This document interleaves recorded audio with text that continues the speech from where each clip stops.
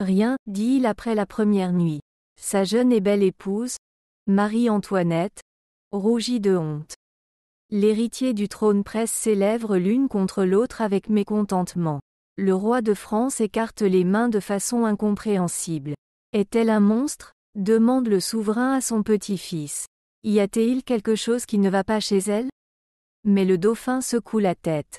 Et le petit Autrichien ravale des larmes amères de rancœur. Elle était charmante. Elle aurait pu rendre heureux n'importe quel prince d'Europe. Mais le destin l'avait donnée à cet homme étrange. Et il l'a ruinée. La femme tourmentée n'a pas la force de crier. C'était le 2e jour, et l'enfant ne naissait toujours pas. Le 15e enfant de l'impératrice d'Autriche a fait preuve d'une persévérance sans précédent. Nous devrons peut-être choisir, dirent les médecins à l'empereur François. L'enfant ou votre femme ? Ma femme, s'exclama Franz. Dieu sait qu'il ne nous a pas laissé d'héritier. Je veux Sa Majesté. Pourtant, le 2 novembre 1755, la petite fille naît. L'impératrice Marie-Thérèse s'effondre sur les oreillers, impuissant, et son nouveau-né réclame bruyamment du lait. Heureusement, le palais avait déjà préparé des nourrices, de sorte que le bébé ne manqua pas de nourriture. Sa mère, en revanche, a du mal à se remettre. Cette naissance difficile est un véritable verdict pour la jeune fille. L'impératrice ne parvient pas à surmonter son aversion pour elle. Marie-Antoinette, c'est ainsi que l'enfant est baptisé, ne devient pas sa préférée. Et de quelle affection maternelle peut-on parler, si l'impératrice a tant de mal ? Tonia, comme on l'appelle dans le cercle domestique, est confiée aux soins de nourrice et de gouvernante, comme beaucoup de ses prédécesseurs. Mais c'est un couple de gouvernants portugais qui a été choisi comme parrain et marraine. Or, il se trouve que la veille de la naissance de Marie-Antoinette, le royaume du Portugal connaît l'un des pires tremblements de terre de son histoire. Le souverain et son épouse n'ont pas pu assister à la naissance de la petite Autrichienne, car Lisbonne n'était plus que ruine, et le bébé a donc été baptisé par procuration. Ce n'est pas bon signe. On a chuchoté à Vienne. Elle est née presque le jour même de l'événement. Elle n'a que 3 ans lorsque le corset est lacé pour la première fois.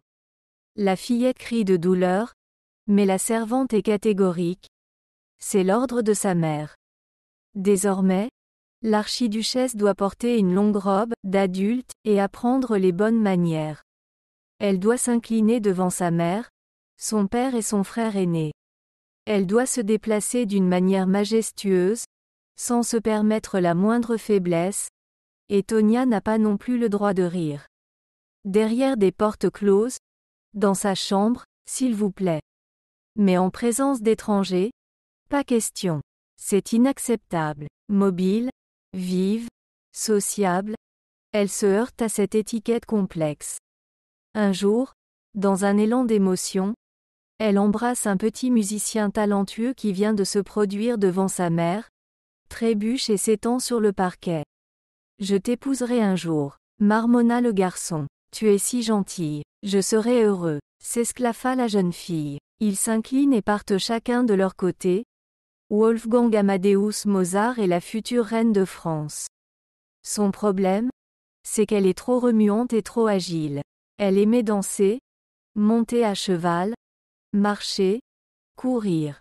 Sa mère bridait ses pulsions, ce qui accentuait son besoin de mouvement. Lorsque Tonia eut 11 ans, des négociations s'engagèrent sur son éventuel mariage avec l'héritier du trône de France. C'était un bon mariage, mais l'impératrice Marie-Thérèse décida de vérifier si sa fille était prête à assumer ce rôle important. Elle est horrifiée, elle ne parle pratiquement aucune langue, sauf l'allemand. Se lamente l'impératrice. Elle ne lit rien, comprend à peine l'histoire et s'embrouille dans les choses les plus simples. Les gouvernantes sont appelées et leur travail est immédiatement calculé. Désormais, la jeune fille a de vrais professeurs, et ils s'en occupent sérieusement.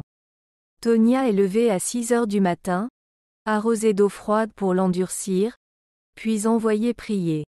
À l'heure du petit déjeuner, la jeune fille avait faim, et 2 ou 3 leçons avaient déjà été enseignées.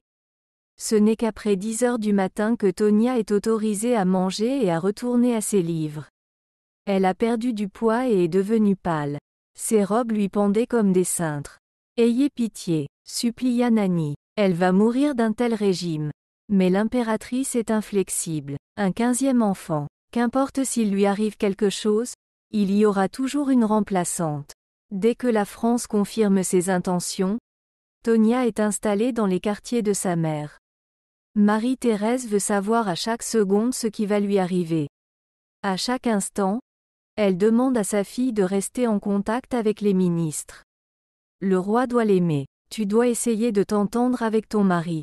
Et d'autres conseils encore. Et d'autres encore. Et encore d'autres. Le 19 avril 1770, un mariage par procuration a été célébré avec faste à Vienne. La jeune mariée, âgée de 14 ans, a dansé jusqu'au matin et, 2 jours plus tard, a fait ses adieux à sa mère et à sa famille. Elle voyageait vers l'inconnu, mais elle ne craignait guère l'avenir. Paris lui semble une ville de joie et de bonheur, mais la primauté de Vienne s'ennuie beaucoup d'elle. Le 7 mai, le cortège s'approche de Strasbourg, où une cérémonie solennelle de transfert doit avoir lieu. Sur une île, une tente spéciale a été dressée, où l'archiduchesse a été emmenée en bateau. 2 servantes l'accueillent en armure. Tonia doit changer complètement de vêtements. Elle ne doit laisser sur elle aucun des objets qu'elle avait emportés à Vienne. Elle est surveillée de près. Sur cette île, la fille de l'impératrice a tout laissé derrière elle. Elle a revêtu de la soie française, des chaussures, un chapeau. Ce n'est qu'à ce moment-là qu'elle fond en larmes. Rien d'autre ne lui rappelait son pays d'origine. Tout ce qui l'entoure est étranger, nouveau. Les yeux rouges de Tonia sont restés longtemps dans cet état. Mais dans la forêt de Compiègne, elle attend une rencontre solennelle avec la famille royale, puis une fête magnifique à Versailles. Le 16 mai 1770, le mariage est à nouveau célébré, avec la participation de Marie-Antoinette et du dauphin Louis. Ils dansent, s'admirent, puis sont escortés jusqu'au commun. Le matin, le dauphin Ludovic note « Rien ». La petite dauphine, mince, drapée dans un corset, avec de luxuriantes plumes d'autruche dans les cheveux et de lourds diamants autour du cou, ressemblait à une poupée habillée. Son visage pâle, son air effrayé, rien ne dit qu'elle est bien reposée. Mais on mit cela sur le compte de la fatigue et de la jeunesse. La cour continue de célébrer les noces pendant 14 jours encore. Personne ne se rend compte du drame qui s'est joué dans les appartements entre le dauphin et son épouse. Et pendant 7 longues années, rien ne change. Merci d'avoir regardé ce film.